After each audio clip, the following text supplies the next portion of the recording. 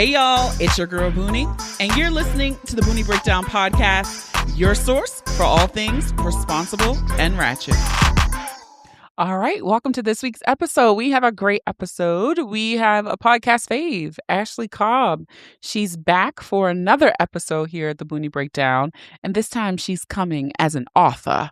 She's a published author, y'all, with her book, Pleasure, Please, The Black Woman's Guide to Unapologetic Pleasure and Confidence. So we have a great discussion. We talk about how she got her book deal, how the thought to even write this book came to her. We get into some of the chapters in the book and why a whole phase is essential, safe, and necessary. So stick around for that conversation. All right, so we're going to hop into my pick of the week. And I got to give it to Paradise. I hope you're watching. This is going to be some spoilers. So if you need to, just skip ahead a couple minutes because we got to get into it really quick. And I'm caught up on all 5 episodes so far of season 2. So first of all, I don't understand the commentary that people have been saying about Paradise online, about this season is slow. It's not as good as the first season. And it just lets me know y'all motherfuckers are slow because you don't appreciate good storytelling. Like what's happening here is so exceptional. Like it's some really quality writing and story development and plot building and interweaving of storylines and places and people. And so, yes, I know we're all kind of like what's happening out in the bunker, but I love where we are. I loved the first episode, that whole not seeing really anyone that we knew from the previous seasons with the whole Graceland episode, watching Xavier go find Terry. Now, can we talk about Sterling K. Brown for a second and how goddamn fine that man is? Like, he's not conventionally fine. Like, when you look at him, it's just kind of like, It's the big dick energy there because Sterling K. Brown is the epitome of this. But it's just like the episode of like how he met his wife and watching him care for her and win her love and affection and him crash landing near Graceland, like in the interweaving of these stories. Exceptional. Now, I will say we got left with the cliffhanger because fuck the postman. Fuck Gary the postman. I knew not to trust that nigga. But I feel like this episode that's going to come out this week, we're going to jump to the bunker, right? Because we left with a cliffhanger, but I bet you they're going to jump us back to Colorado in the bunker. And we're still going to be like, what's happening with Xavier and Gary? So I really just don't understand the commentary of people saying it's not good. You're slow. You don't appreciate good television. And Boonie's pick of the week, Paradise, Hulu. We've been talking about it in the Discord. Some good discussions. And I bawled like a baby on episode 4. So fucking good. But let me know your thoughts. DM me if you've been watching. Housekeeping. Come back later, please. Housekeeping. Not now. All right. So we skipped a few weeks. I'm trying my best, y'all. I'm just really struggling with trying to find time to get these episodes out. But this was a good one. And I did get a lot of comments about episode 281 that we did with Sheikah, the homie Sheikah. And I got a lot of messages about people just saying the energy, just everything feels dark. And so that was 2 weeks ago when that episode released. And I feel like the world has moved in a more interesting space since then as well. But I did get this one message saying, Boonie, thank you. I always love the episodes with you and Sheikah. You always find the way to capture exactly what is feeling and happening in the world with us all. I appreciate it. And I agree with Boonie. Pisces are batshit crazy and delusional. So yeah, shout out to Pisces gang. Isn't it y'all season right now? Also, we are doing, and by we, I mean me, I'm going to do this week on Instagram. So please follow us on Instagram and Threads at The Boonie Breakdown. We're on Facebook at The Boonie Breakdown. I think that's all I am. But if you follow us in my Insta story, I'll put it over on Threads as well. I'll make sure to share it maybe on Facebook as a post, but I'm going to do a merch sale. I want to get rid of this merch. So I'm going to do a $2, $5, $7, $10 $50 sale just to get this shit out of my house. So be on the lookout for that on social this week. And also, there is still a code. I think it expires at the end of March 31st. But if you want to purchase new things over on the website, you can use the code COLDAF, COLDAF, to save 20% on your orders over at theboonieBreakdown.com/shop. All right, so that is it for me. Let's get ready to break it down.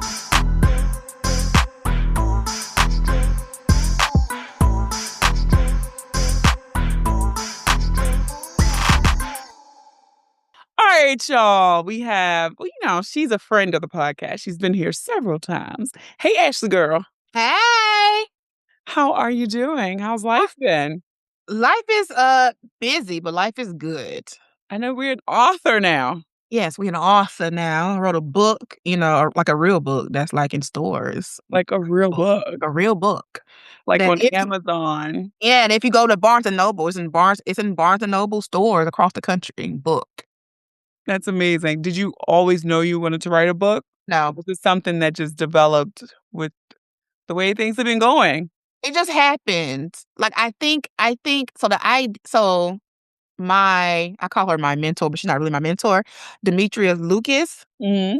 So me and Demetria are really cool, and she has helped me a lot in my career by giving me advice along the way.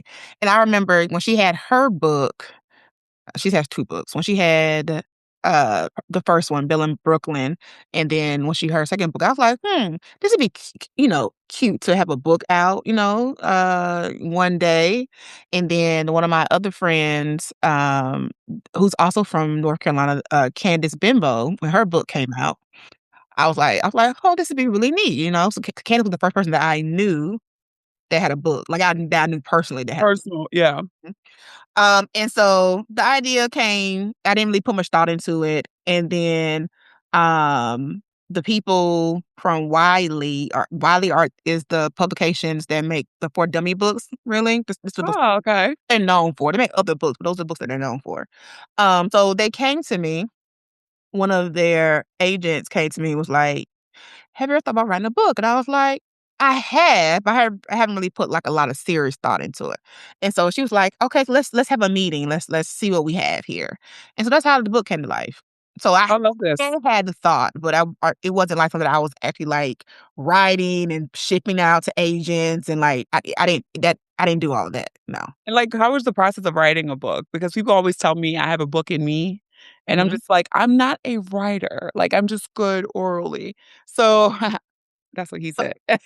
I know. So the writing of the book part wasn't as hard as I thought it was going to be. Okay. And also because how my book is broken down into like different chapters with different themes, so it's easy to kind of once. So at first, when I was writing the book, it was like it was a different concept, and that was a bit harder for me. I was like, I don't know. So I'm like, let's do something that's kind of like break it down in smaller chunks for me to write it. And so we did the alphabet, so A to Z, where every alphabet is a different topic. So because I broke it down in smaller sizes, it was easier to write. I just had to like take the time. There we go. Take the time to actually write it. So, but it was the writing part wasn't that hard. Well, I was going to say that because I'm always, whenever I get the books, people come to the podcast, I'm always intrigued of how they decide to do their chapters. I don't know why that intrigues me. I'm also somebody, I struggle with books because when I used to read magazines, I like to read from the back to the front. Mhm. But books, you can't do that. But I do like some of these books. Like, it's not that you have to read them in sequential order. Yeah. And so for me, I was very happy to see the alphabet breakdown. I said, I can jump around in this book. I don't have to read it from the front to the back. No, you don't. And I wanted to be so like, so people could just kind of pick it up, start a chapter that resonated with them, whatever chapter that was, and then find another one, like something they can use over time whenever they got to that part of their life, something that they could, use over and over again. Because I'm also not a big reader. Surprise, surprise. And so I am not. People are like, what I book am did not you finish here? I was either. like, I didn't. Was it a movie? If it was a movie, I saw it. And the crazy thing is, I used to love reading, but I swear these phones killed my attention span. I can't. The last book I read, so I've bought several books since then, but the last book I read all the way through was the Will Smith book, and that was on Audible. So I listened to it, and that was really good. He was the one that narrated the Audible. Great book, but Okay. like See if it's on Spotify. oh, it's great. Like I couldn't imagine reading it and it being that great. Like, cause he was like he did the voices changes and different characters. So he's an actor, so it was amazing. But like I bought Kamala's book and I read like the first couple of pages, but I bought the book Deborah Lee's book and I read the part about her and Bob Johnson. I get to the Like, where is the yes, synopsis? and then I close it and I don't pick it up again. Yeah. That's No, fine. I did not get Kamala's book, but I did listen. I got about 75% through it on Spotify. And now that you Okay. say it, I should probably just, see it through and like Yeah. finish it. But I have not finished that book. Is she narrating it? She does. Okay, cool. So maybe I'll do that. Maybe I'll listen to it. Listen to She it. does. It's funny like hearing her cuss, like Okay. Okay. but I it was like enjoyable because at points I was like, especially from her point of view because of the speed and the quickness and we know how everything falls out. And I think I did not purposely finish it because I saw something today that was like, I'm microdosing hell by waking up in America every day. And I was like, I feel like I don't want to get to the end because it's gonna piss me off. Because Mhm. it's just like we didn't have to have what we're living through right now. Did not. We didn't have to be here. So yeah. But I'm not a big reader either. What I will say, yes, Ashley just said the chapters are the alphabet. So I immediately went to that. And because you said it, my favorite chapter, chapter 8, H is for hoe faces. Jesus. I had the pages turned back and everything. Um, you know, I do, and you said in here, hoe faces build character. I do. And I think more people should do a hoe face. I do. I agree.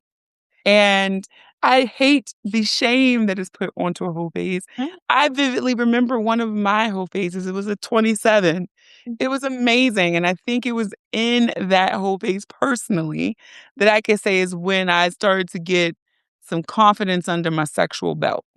Yes. And so for that chapter particularly, I wrote that chapter because I wanted people to know, and I break down exactly what a whole phase is and what a whole phase isn't. And how you can have a whole phase and hold responsibly because that's important, right? Responsibly and safely.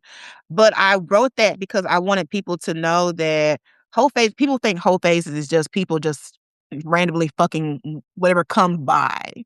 And that's not what I'm referring to. Like, I mean, if you want to do that, cool.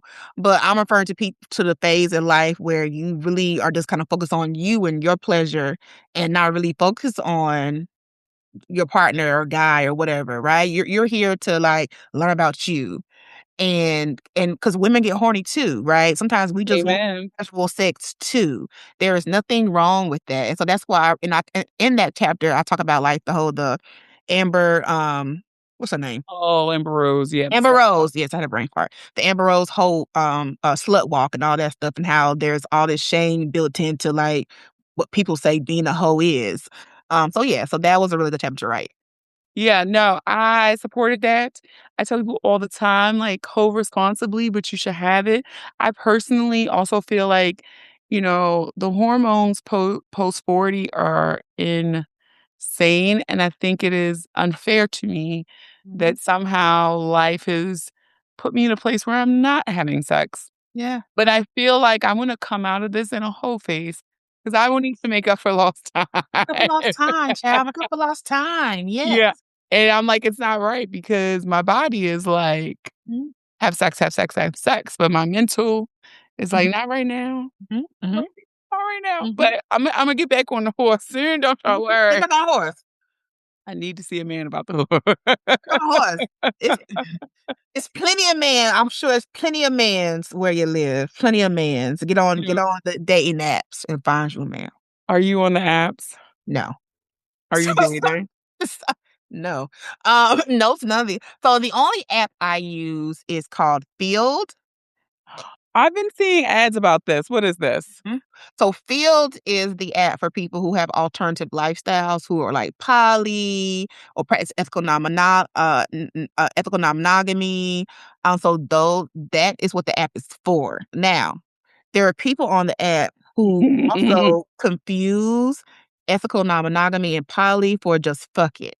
Oh, So they get it real confused.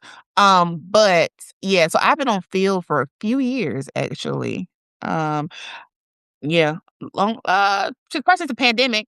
So I see 2020. the ads, but I'm so done with dating apps that I didn't even explore. Like I see I think it's like an ad where they have like this black girl walk up to these two Mhm. other black girls, and I'm just like, I don't swipe. I don't. I'm not That even. is the only app I use because I don't. What I have found is where I am in my life with like the other ones. Um, the traditionals live over there, and actually the traditionals actually live in Field too. I'm finding that out too. So I don't really have time to explain my lifestyle. I kind of want you to already have like some type of like um ground, some type of like base knowledge about what it is. Kind of like just like okay, I know I've heard of it. I know what that is. I'm into it, type of thing. Where like the other ones, I have to do a lot of more explaining, and then people don't be into it. I ain't got time. So, do you practice ethical non-monogamy? Yes.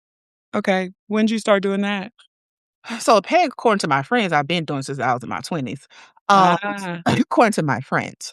But I didn't really like accept that's what I was doing probably until 35. how do you? What is your like when you are encountering people that you meet? Like, Mhm. what is the response to that? Because right, I feel like I know people who do this, but again, maybe it's similar where it's like it's not defined. I'm not stamped, but this is what my behavior is saying I'm doing. So I've got to the point probably in the last 2 years, like so probably before the last 2 years, I was doing it, but I was also bringing it up later or after fact. I was Mm, like I wasn't upfront about it, type of thing. Now I just say what it is. Like now this is what I do, and you have people who like with the shit, and you have people who like I don't know if it's for me. no, Cool. I've also been around enough to know that, um, I'm gonna find a guy. So if you don't like it, there's someone that does. that will. I've been around enough to know that. Chapter 14, and it's for non-traditional relationships. There you go. There you go. No, the one thing I liked that you talked about in the chapter, because I had the page bent back, was that boundaries are key. Like any ethical non-monogamous relation arrangement, communication about boundaries, expectations, and feelings is critical to keeping things healthy and balanced. And I just feel like there's just such a simple thing for any relationship, whether you're practicing ethical non-monogamy or not. And I just feel like people aren't aware of what their boundaries are and No, or they don't know how to communicate what their thank you. boundaries are. And then the thing with practicing ethical non-monogamy is you also have to you have to communicate a lot. It's a lot of talking. It's a lot of talking about how you feel. It's a lot of, like you said, what your boundaries are. I think people think it's just the fucking. Mhm. And yes and no. It's a lot. But it's a lot of talking about things. I think sometimes people feel like, well, if you're doing that, jealousy doesn't reside with you, and that's not true. Jealousy is like regular human emotion Yes. that people are going to have. You just have to be able to talk about it. So for you were talking about in the chapter the solo polyamory.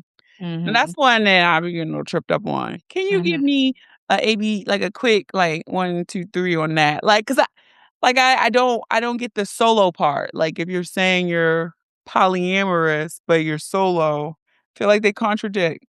So solo poly people typically are people who are solo. I mean they're not trying to be coupled, but like Okay. they're like have several ongoing relationships. Or interactions, I'll say, not Okay. interactions. You have like I'm not looking to be like married or anything like that. I want to be solo and I'm dating. Now, sometimes people confuse that with people who are just like dating. So difference between like people. So if you're dating with the hopes of finding a partner, that you're going to partner with, and you're not solo. Okay. You're not solo poly. So, like, if you're dating multiple people with hope that one of these people is It's gonna be going, your yes, person. then no. Solo poly people don't have a person. All the peoples are their persons. They're just like unattached, just Yes. moving. Yes.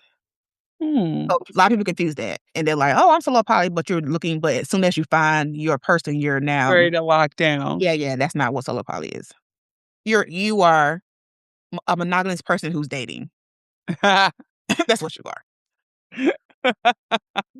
No, yeah, because I always hear that, and I'm like, "Well, how is that different than dating?" But now I get it, like, you're just like, "We're never gonna be you and me. No, It's me." it's me. Yeah, yeah. Got it. Okay. Yeah, I feel like, ethical non-monogamy, you hear it so much now, like, it's so buzzy, and I Mhm, think people who are just looking to cheat, like, they still want their person and cheat, like, mhm. to lean into, "Well, I'm ethical non-monogamous," and I'm like, "Well, are you?" I've Kinda had some situations like that. I've had situations with people who were married or coupled, and the guy is like, so I actually don't date couples, right? why? I'm not attracted to women, like, Okay, not sexually. okay. Like, I go to a strip club, do all those things, but I'm not trying to, like, have a girlfriend. I'm not interested. I'm not, well, not sexually, romantically. I'm not romantically attracted to women, right? Don't want a girlfriend. Threesomes, okay, don't want a girlfriend. So, like, I tell people this, like, who are couples, like, I don't want a girlfriend. Mhm. So I'm interested in just dating you, the guy. And so you have people who say they'll talk to their person and they're like, "Oh, my person's cool with it," or they said whatever. And then sometimes that's not true. Like, they be on their little solo missions so they can date, so they can be out here cheating. And their partner doesn't know that they're out here cheating, but you're like, "Well, we're poly." No, you're a liar and you're a cheater. You poly, everybody knows what's going on. So if your person is in the dark, then you are a cheater. Yeah. Yeah, like, people have to, and also I think for women, if you are someone, I feel like a lot of women are agreeing to poly and non-monogamy because their person cheats and they're They hold trying to control that. If he's a cheater, he's a cheater. Being poly is not gonna fix him being a cheater, yeah. and it's just not. It's So like you're still gonna get your feelings hurt. correct, because he's still gonna do what he's gonna do, and he 'Cause gonna he's still out here doing things, but and he gonna lie. you want him at home with you. Yeah, So just yeah. saying, like, "I agree to this," Mhm, and I also don't and I know there's the type of relationship structure that this exists, but, like, for me, I could never sign up for that. Like, we either both are in or we're both out. mhm. Like, it's not gonna be I'm in and you get to go. Yeah. Yeah, and that's fine, right? Whatever you are able to, whatever you have the capacity for, but, Yeah. like, you can't let somebody, you have to be able to trust people. I think that's the thing. Like, if I can't trust you, I'm not gonna be able to trust you in monogamy relationship or a poly relationship because you're untrustworthy. I need to be able to trust you. It's not a relationship dynamic thing. I can't trust you, you're a liar. Did you have to unlearn anything to move into non-traditional relationships, or do you just feel like Yes. this is just okay. So I grew up very traditional. My parents are married, grandparents are married in the South, right? So, people look at non-monogamy, like, I've heard some of my friends or people say, "Well, if you want to have sex with other people, why you want to, why get married?" Because like, so you have the person, particularly if you like in hierarchical, um poly. Hi So you have your primary partner that you want to, like, or your nesting partner, sometimes people call it, that you wanna, like, build a life with, right? 'Cause Mhm. a relationship is about building stuff. You're sharing sometimes finances, children, living on the same roof, you're doing life with a person. Each person, yeah. Yeah, that has nothing to do with sex. Because sometimes people do life with people they're not even having sex with. And so you're doing life with one person, and then you have other people that you do some other things with, right? Like the analogy. I love burgers. I'm a burger girl, Okay. but I also like chicken, right? Don't mean that I can't like them both. Sometimes I like people like I think of poly like friendships. I have probably about three best friends, right? One that Wow. I've one my female best friend I've known since college, and my other best friends I've picked up along the way. We are all friends. I love all of them. I love all of them. They have different roles, but like I love all of them. I don't love one Yeah, less than the other. Like, it's just, like if you're able to maintain friendships, you can also be able to maintain romantic relationships the same way. I agree. And I was sitting here when you just said that about having your person, but dabbling. I wouldn't be mad at a lavender marriage, right? Like if Mhm. it was like a very attractive gay man who was fun, had some money, and we built a very nice life together, but Together. we just didn't have sex. Yeah, like what's that Christy name? But they have kids though. But I think this Yeah. very lavender. But it's like, yeah, it's like not a bad setup. Not a bad setup. It's not a bad setup. It's not. Yeah, I mean, yeah, like a man. Cause it was funny. I went to this play, and it was this gay guy, and he was so masculine.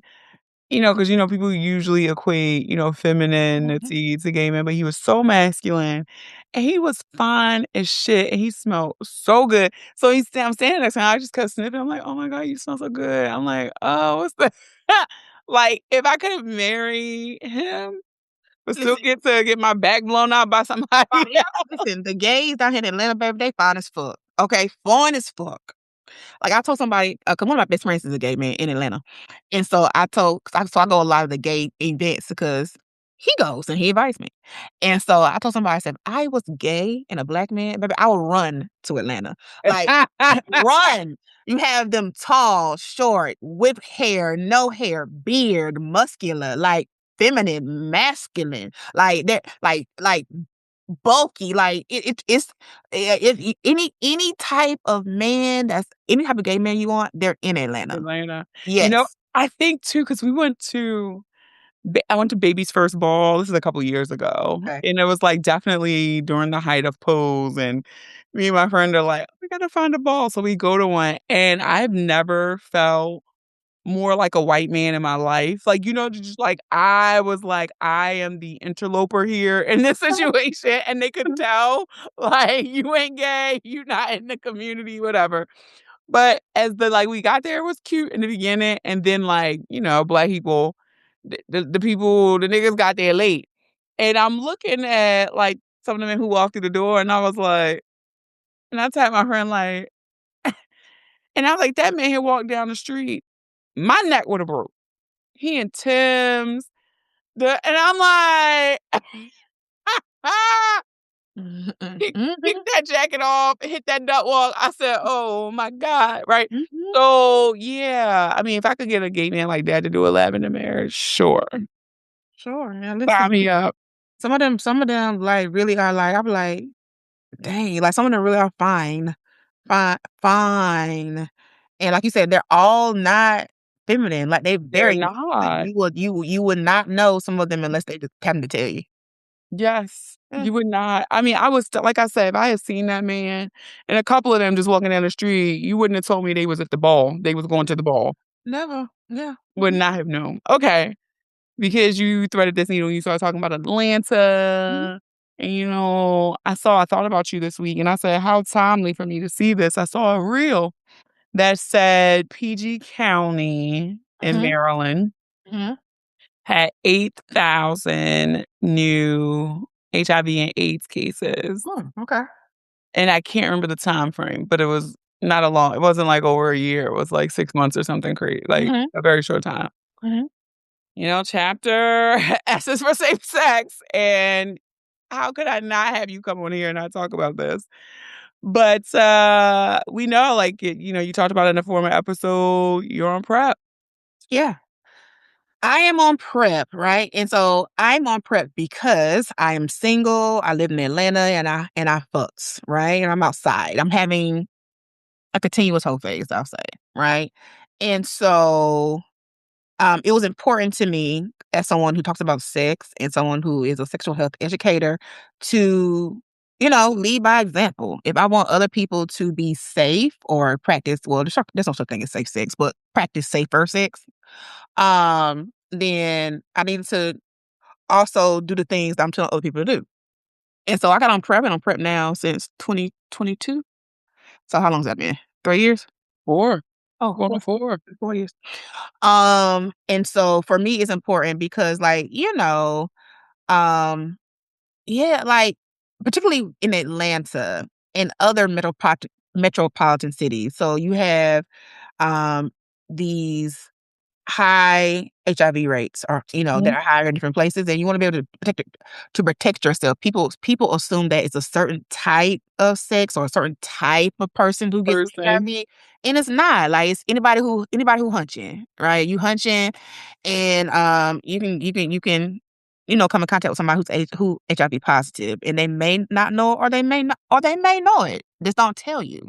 And I think I'm just so stunned by the behavior still, Mhm. right? Like, I'm like, us millennials, especially the elder millennials, Gen X, like, we Mhm. grew up in the, after post AIDS epidemic, right? And everything we saw was wrap it up, have a condom, Mhm. safe sex. Wrap Like, it you up. don't even see condom commercials anymore. It's all like the PrEP commercials now. But it's like that was so ingrained in us. So when I hear so many people our age saying how many people they're just having raw sex with, Yeah.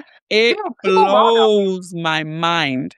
People are raw dogging. People don't use condoms. Like, they They don't. don't. They don't use condoms, and that's your prerogative, right? Yes. I don't always use condoms either. As someone who is sexual, I don't always use condoms. So people don't use them for various reasons. Cool, but if you're going to not use them, at least have other type of safety, some safety net that you're using, because you can't not use condoms and just raw dog and don't do nothing. Now you Yeah. really are like putting It's so reckless. yeah, that's really reckless. Like, use it if you're not gonna be on PrEP or something, use a condom. And because that's just the smarter thing to do. But Yeah. yeah, like, yeah. It is astounding. And it's like, I listen and I don't judge, but sometimes I gotta speak up like, hey. Like, at least make the nigga log into the lab core or something. I don't Yeah, like. I have a lot of my homeboys. I often ask them stuff about condoms. And it was like, and if they don't bring it up, like, they never had a girl be like, "I gotta use a condom." If they want to raw dog it, most people are gonna go with They what gonna go with it. they're going with it. And for and I don't know if it's because I don't know. I don't know. I know for me. So back when I was younger, like when I cared about being pregnant, um, and now I don't want no kids. So now that's no worries. Look, I don't even have a uterus, so Right, praise so be. when I cared about being pregnant in my 20s, like, that was a thing for me. It wasn't even so much like the contracting of STIs. It was like, I can't get pregnant. I don't want to have no baby. So I got on birth control, right? And so I don't know if maybe people are on birth control and they're like, well, I can't get pregnant, so you can shoot the club up type of thing. And not Yes, thinking about it. they don't, and I hear that behavior, but my thought was, baby can be gone too. Okay. Like, worst case scenario. But, yeah, I just, I can't have the fear, and I will too. I'm not on some high horse. Yes, I have smashed and smanged all the things without condoms before too, but for the people I've done that with, 90% of 99%. There were like we were in a relationship, we were testing, all that stuff. So but again, I'm still rolling the dice because what if he You don't know what was people out doing. here doing something on the side? Yeah, you don't know. Like, you do not know what people doing when they're not with you. Yeah. So Yeah. So so I encourage people to, if you don't want to get on PrEP, at least know about it. And so PrEP is like, I tell people in simple terms, it's like the birth control of HIV, right? So people take birth control because they want no babies. So you get on PrEP because you don't want to acquire HIV. Same concept, right? Same concept. And now there's 3 different kinds of PrEP. Getting ready to be 4, but you have a daily pill. They're working on a weekly pill. They take once a week. You have a shot that you take every other month in your hip booty, and then they have a shot that you take every 6 months. So there's different, 6 months, wow. yeah. So there's different forms of PrEP. They're trying to make it as accessible as possible, so that way people can have different versions. Like with birth control, like Yeah. you had a patch, then you had an insert, Ring. ring child. It's crazy because isn't this administration, I read something, weren't they doing something that was affecting with the coverage for PrEP or something? Did I make that up? No, you didn't. So Okay. they were, but from my understanding, all the pharmaceutical companies who make PrEP also have like a free program for people who can't get it through the insurance. Okay. Mhm. Okay. My other chapter that I wanted to talk about, because gotta touch yourself. M is for masturbation. Mm. It's so ast- astounding to me. Mhm. And I really haven't been high on my podcasting game like I used to be. But I will still get messages from women who are asking me for advice on toys that are friendly, women are having partnered sex, not having orgasms. Um, 50, never had an orgasm. And I love when I get those messages when they slide in my DMs, and I have a note now that I just save because I was started getting them too frequently, and I said I can't keep typing this out with the links and all this stuff every time. They copy. Yeah, copy paste. And so that's how frequently I was getting those messages. Mhm. And I'm like, touch yourself. Touch yourself. So in that chapter, I talk about me going to a masturbation class. And so I mean, I was already masturbating. I just went for the class because I'm sex with Ashley. You know what I'm You saying? gotta go. It is The for tax the write plot, off. right? This is for the plot. That's all this stuff is for. And so what that class so that's the first time that I had masturbated in front of people that was not. Oh, wait a minute. You had to do it in front of people? Mm-hmm. Like each person you watch? It's in a group. So like you're doing it all together. Okay. So kinda. So you doing it all together. You doing it all together. Okay. Kinda, but people sometimes are watching. But Yeah, I'd yes. have been like, 'Cause the leader is telling you, like, the group leader is also telling you, like, what techniques to use and do this differently. So there are people watching, yes. So that's the first time that I actually masturbated in front of people, and it was like, "Oh, this is very." So, I'm not a person who likes to be watched. So I didn't get the full benefit of the class. I was like, people watching me. So it didn't really like, I'm not one of those people who was like, I'm also, I'm still very black, right? Like, and even though I try different things and I'm kind of out there, a bitch is still black. And that's fair. some things just, I just hadn't been able to shake. And yeah, I was very uncomfortable, but I did it. Right? I did it. And I was like, "Okay," but w the experience, so would I do that particular experience again? Probably not. But I learned, that's it was something for the plot. Like, okay, we're gonna do this. I learned some new techniques that I could use for my masturbating, in the privacy of my home. And the lady was like, she actually told me, "Well, go home." I told her that I was kinda uncomfortable. And she was like, "Well, go home and try this at home and then report back." So I did, and I told her, "Oh, it worked." She 'Cause gave I you homework. did it. But it was a cool experience to write about, if nothing else. Yeah. How'd you find the class? Online, so I so online, and then someone I know went. Okay. And then I was like, well, how was it, girl? And she was like, no, you're gonna be the only black person because we were the only black people there. When she went, she's the only black person. And when I went, I was the only black person. It's white people, of course, because black people ain't doing a masturbation class. So it was white folk, you know. What did it smell like in there? Shut up. Especially you like coochie.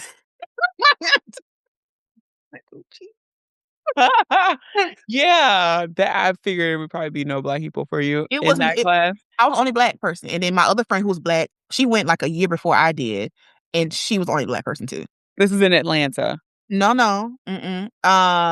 They have them. They have them all over. All over. Okay. My friend went to one that was maybe in DC or New York or something like that. Yeah, so they were all over. It's not. It's they travel. It's a traveling show. So see near you. Oh, now. Yeah, that's a new one. I just want more people to touch themselves. And when you masturbate, and you say this in the book too, it's just not, touch everywhere when you're Yeah. masturbating, because you Yeah. never know what is heightened and what Yeah. your zones are. So feel all over. Do Feel what all you over. can. This is your body, right? This is your Yeah. body. You should be able to touch it. Like you shouldn't feel more comfortable with somebody else touching your body more than you feel about you touching your own body. And that's how you know what you like, and you're able to tell other people what you like. Because, at the end of the day, you're responsible for your own pleasure. And so, when I talk back to my whole bringing it full circle, when I had my whole phase, I remember the exact moment I was just like, I'm done. I'm not faking anymore. Like, fuck this. You're not going to just keep masturbating with my body. I'm here too. And yeah, you got a guide. Talk it through. Because Yeah. it needs to be pleasurable for you as well. As well. There you go. Yep. So, all right, we're at the breakdown. I'm going to say a word. You say the first thing that comes to mind. It could Okay. be another word, a sound, a phrase, whatever. We always start with the first one. Black women. Magical. Pleasure. I was gonna say always. That's what came to my mind. Micro penis. Never do that. Never. Polyamory. It's not for everyone. Chat GPT. Use it. Responsibly. Yes. Dating.